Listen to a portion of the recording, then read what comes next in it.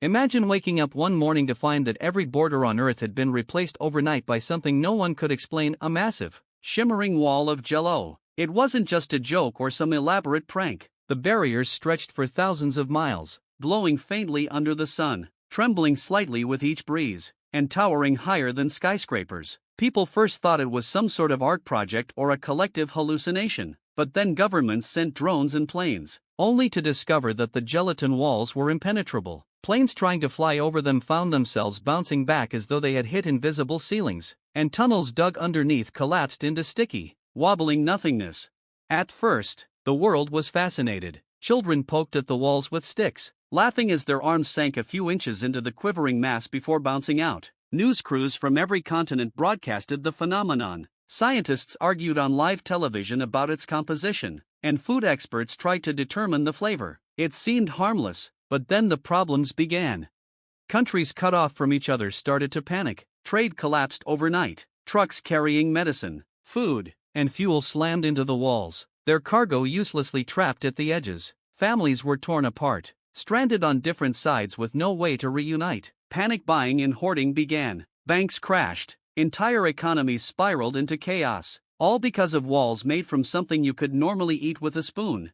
But here's where things grew darker. Some people discovered the walls weren't entirely inert. At night, if you pressed your ear against the Jell-O, you could hear faint vibrations like a heartbeat. Some swore they heard whispers, as though the gelatin itself were alive and aware. Others vanished completely after touching it, pulled inside by invisible suction, leaving only their belongings behind. Rumors spread online that the walls were feeding on people, slowly absorbing anyone who got too close. Governments tried to censor the news, but shaky phone videos leaked everywhere. A man screaming as the quivering mass engulfed his body. A soldier's rifle vanishing mid-air as he poked too hard at the surface. And perhaps worst of all, a shot of something moving inside the translucent depths, something huge, shifting, like a shadow swimming in liquid light.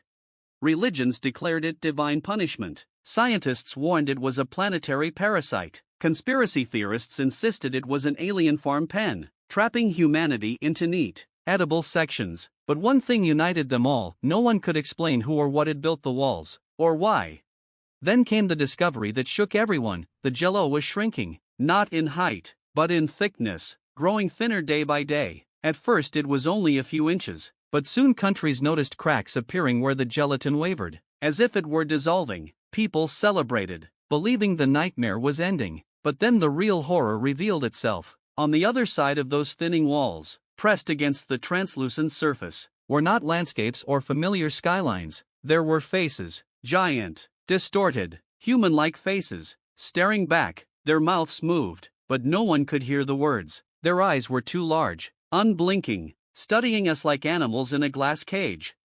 That was when scientists realized the truth. The Jell-O wasn't separating countries from each other. It was separating all of humanity from something else, something colossal, waiting just beyond the membrane. The walls weren't barriers of food, they were barriers of containment, like the gelatin around a specimen in a lab. And as the walls continued to dissolve, the reality dawned on us: we weren't the masters of Earth at all. We were the experiment. Governments tried to prepare for contact, or war, or whatever this unveiling would mean, but panic consumed the streets. People stopped going to work, cities rioted, entire nations collapsed under the weight of dread. And then, one night, the last of the Jell-O dissolved entirely. We finally saw what was outside. And in that instant, billions realized we were not living on a planet, but inside a container, a dish, surrounded by gigantic beings watching, waiting, mouths open in anticipation. We weren't nations separated by Jell-O walls. We were bites on a plate. The world screamed, but it was too late. Don't forget to like and subscribe to the channel. It's easy for you, and this will help me grow the channel so I can release new videos.